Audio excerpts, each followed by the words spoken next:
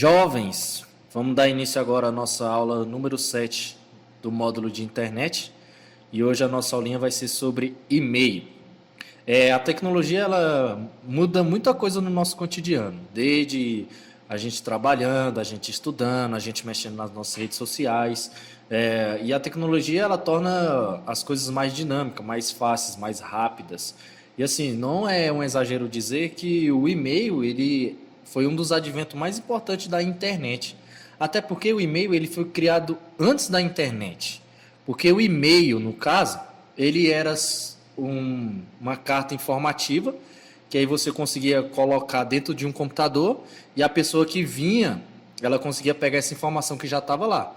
Então, de vez de ser manuscrito, já era digital para a época, né, dos computadores da época, de 1960, por aí. Antes mesmo da internet, que foi em 1969. Então, assim, o e-mail ele foi criado já para deixar informações, a pessoa conseguia ler o e-mail da outra pessoa, a pessoa conseguia deixar o e-mail, só que era dentro da própria máquina, não era trafegado dentro da rede. E aí depois que a rede, que foi a ARPANET, nasceu, eles conseguiram trafegar esses e-mails. Antes não era chamado de e-mail, era só de mail, não tinha o E. Esse E nasceu depois justamente porque é eletrônico mail. Então, e-mail significa electronic mail. E aí o que acontece? O e-mail em si ele serve para envio e receber correspondência digital. Então você consegue hoje, por exemplo, colocar qualquer tipo de informação no e-mail e mandar. O e-mail ainda é utilizado muito dentro das empresas porque ele é uma forma mais formal de você deixar informações com o outro usuário, pegar informações. Você consegue colocar foto, consegue colocar arquivos de documentos, PDFs, docs, Excel, enfim. Você consegue fazer hoje em dia várias e várias coisas dentro do e-mail. E assim, ele nasce justamente para fazer esse envio e recebimento. E aí antes, como era só máquina, a pessoa tinha que ter uma máquina só para pegar essas informações. Depois que nasceu a grandiosa internet, ele virou esse e-mail, justamente para trafegar dentro da rede. E aí, essa troca de e-mail, ela acontece através de protocolos. O que são protocolos? Protocolos são regrinhas que a gente tem dentro da internet. E aí, para a gente mexer no e-mail, que aqui ó, é o servidor de e-mail, que está mostrando aqui, para a gente mexer nesse servidor de e-mail, o que a gente tem que fazer? A gente precisa de 3 regrinhas básicas para o e-mail funcionar corretamente. A gente tem um protocolo chamado de SMTP.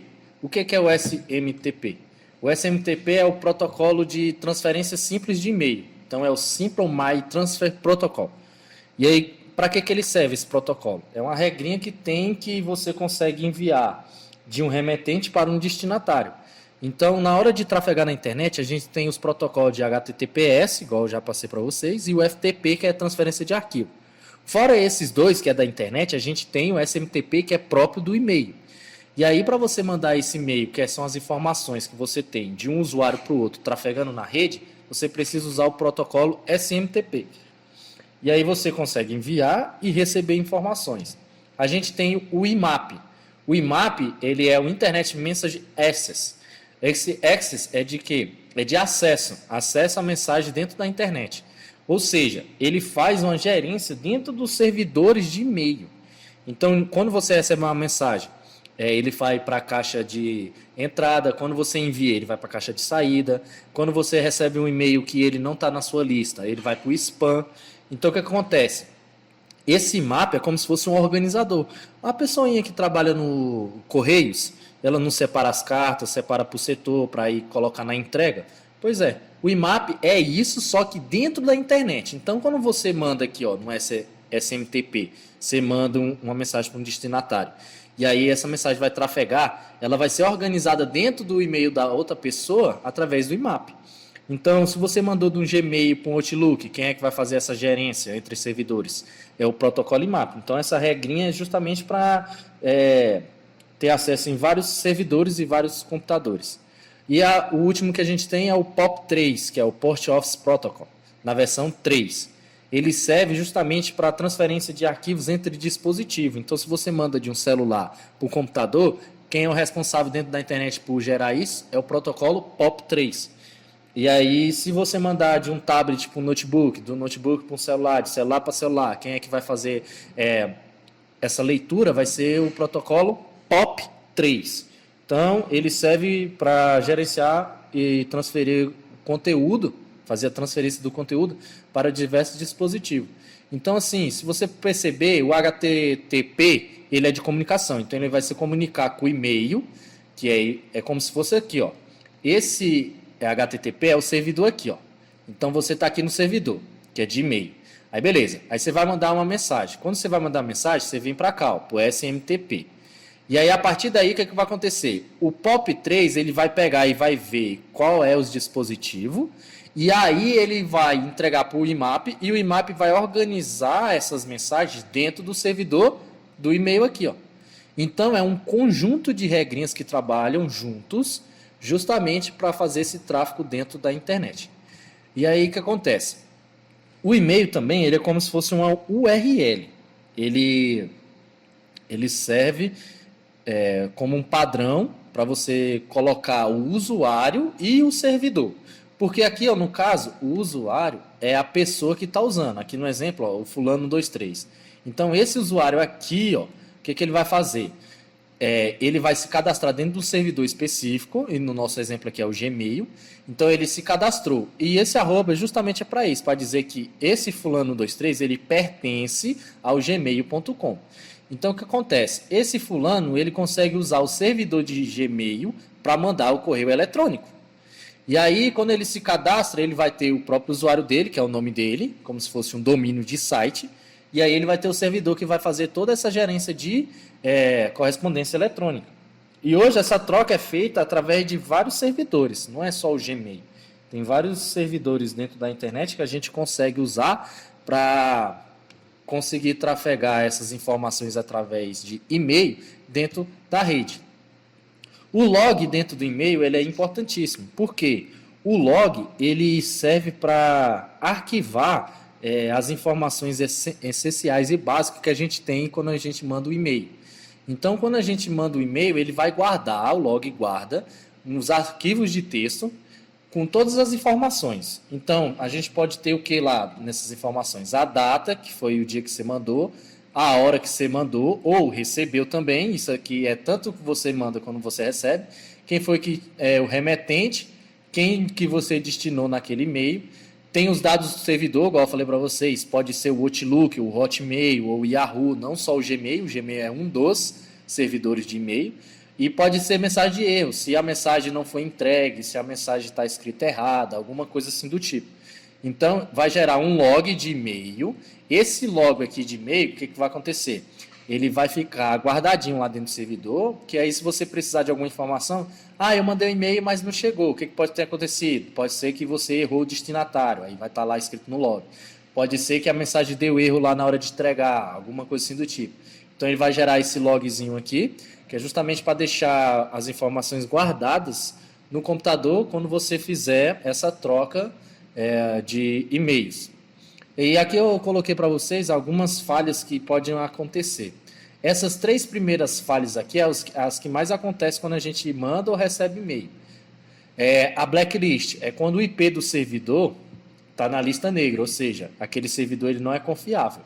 Então, se aquele endereço de servidor ele estiver na lista negra, você cai numa blacklist. Então, você não consegue nem mandar e nem receber. Sistema de segurança. Outra falha que acontece bastante, quem usa muito o e-mail, é a caixa cheia.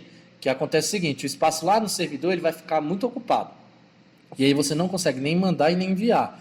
Então, assim, você tem que gerenciar também o seu servidor de e-mail. Se você tem um Gmail, entra lá no Gmail, vê o que você recebeu. Se não for importante, você apaga, não deixa lá.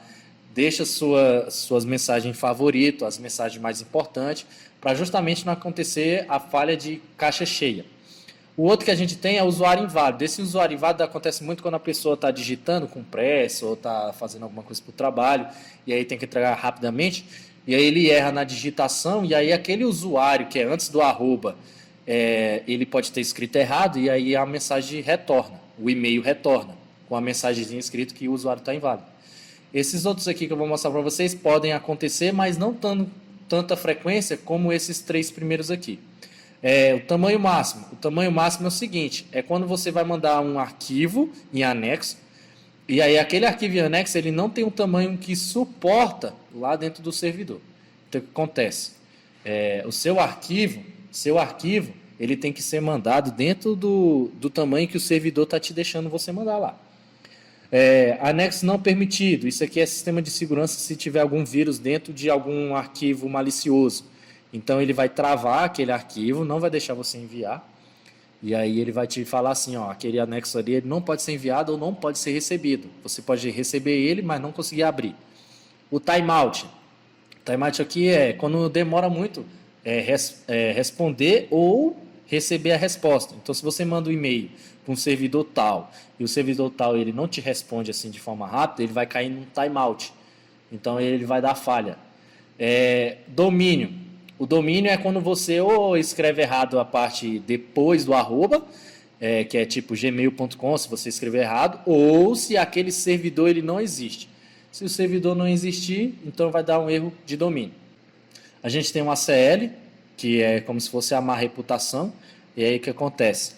É como se você estiver trabalhando com marketing, alguma coisa assim do tipo, e aí você caiu numa lista negra, não só de IP dentro do servidor, mas sua própria lista, e aí ele dá um erro de acesso. Tem os erros de desafio, que é você receber e-mail automático com alguma coisa maliciosa, então você pode receber direto esses e-mails automáticos, então ele pode cair lá na caixa de spam, você dá uma verificada na sua caixa de spam. Tem os não terminados, não terminado é quando você recebe a notificação que tem um e-mail novo, mas a mensagem não aparece. E aí pode ter sido um erro de comunicação entre um servidor e outro. E a gente tem os phishing. Os phishing são para disseminar mensagens falsas com vírus. Então, só de você receber um phishing desse e você não tomar cuidado com seus métodos de segurança do seu servidor, o que vai acontecer? Você pode pegar um vírus dentro do seu e-mail. Então, essas são as falhas mais comuns que pode acontecer durante a sua usabilidade dentro da internet. Essas 3 aqui, primeira, elas são as que a gente mais encontra de falha no e-mail. E aqui eu botei para vocês um ranking que a gente tem dos servidores brasileiros que a gente mais usa. Em primeiro lugar, com certeza, é o Gmail, que é do Google. E aí ele é bem simplificado, ele é bem facinho de usar. Eu acho que a maioria tem o Gmail aqui no Brasil mesmo. O Outlook é um servidor de e-mail próprio da Microsoft. E aí ele está aqui na nossa listinha em segundo lugar. Então ele é um dos mais populares aqui no Brasil. A gente tem o terceiro lugar aqui, o Ball, que é a mesma empresa. E aí esse Ball é mais utilizado no Brasil na década dos anos 90 até 2000. Até a reputação do Outlook e do Gmail aumentar e aí o pessoal migrar do UOL ou do Ball para Gmail e Outlook. A gente tem aqui em quarto lugar o Yahoo. Yahoo é também bem famoso, provedor de e-mail que está na internet desde o começo. E o visual dele é bem fácil, bem bonitinho de usar também. Hoje em dia o Gmail está tão atualizado que a galera mesmo usa mais o Gmail também, porque o Gmail ele já fica logado no YouTube, já fica logado no Android, já fica logado em um monte de rede social também. E aqui em quinto lugar a gente tem o da empresa Globo, de televisão, que aqui vou falar para vocês que eu nunca recebi, eu não tenho esse e-mail, e eu nunca recebi um e-mail @globomail.com, nunca recebi. Mas na lista brasileira ele está em quinto lugar, dos 5 mais. E o e-mail ele é importante por causa justamente que ele transfere essas informações. Então, essas transferências de informações são guardadas dentro desses servidores aqui, ó. Então, assim, os mais utilizados aqui para mim são esses 4 primeiros, que eu já recebi também e-mail do Outlook, do Yahoo e do UOL. Então, para a gente utilizar esses e-mails, a gente precisa de um servidor, que esse servidor ele vai conversar com os protocolos aqui, ó, esses 3 protocolos, e aí você consegue mandar informação e receber informação através de e-mail. Eu vou mostrar para vocês agora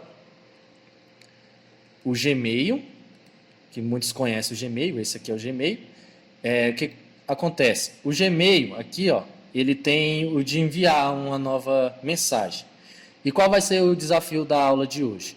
O desafio da aula de hoje é o seguinte: você colocar aqui o Gmail do professor, que é professorjonathan@gmail.com.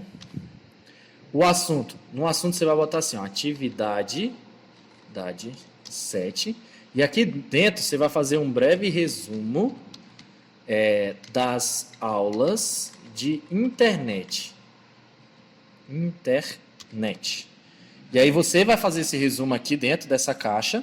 E aí quando você terminar seu resuminho, não precisa ser muito grande, pode ser um resumo detalhado, com informações detalhadas, mas não precisa ser aquele textão corrido, não precisa. Você faz um resuminho dessas aulas até a aula 7, que é a aula de e-mail, e você vai mandar nesse e-mail aqui, ó. E aí, essa notinha dessa atividade prática, eu vou colocar como ponto extra. Então, se alguém precisar de ponto no final do módulo, eu vou pegar dessas atividadezinha extra. E aí eu também vou colocar para vocês a atividade do Socrative, e aí eu aviso para vocês depois como é que ficou as notinhas, certo? Então é isso a aula de hoje. Não esqueçam de fazer essa atividade prática aqui, tá? Vocês colocam lá, aqui é professorjonathan@gmail.com. Você coloca lá no assunto atividade 7 e você faz seu breve resumo, certo? Aí você me manda. Professor, mas eu não tenho computador. O celular tem o Gmail aí. O celular, se você não tiver no celular, é só baixar o Gmail, que você usa Android, o Android é do Google, o Google é Gmail, então é tudo integrado. Não tem historinha. Faz seu resumo aí e me manda, que eu vou guardar essa notinha desse resumo aqui, da atividade prática, se você precisar no final do módulo. Então foi isso a aula de hoje e até a próxima.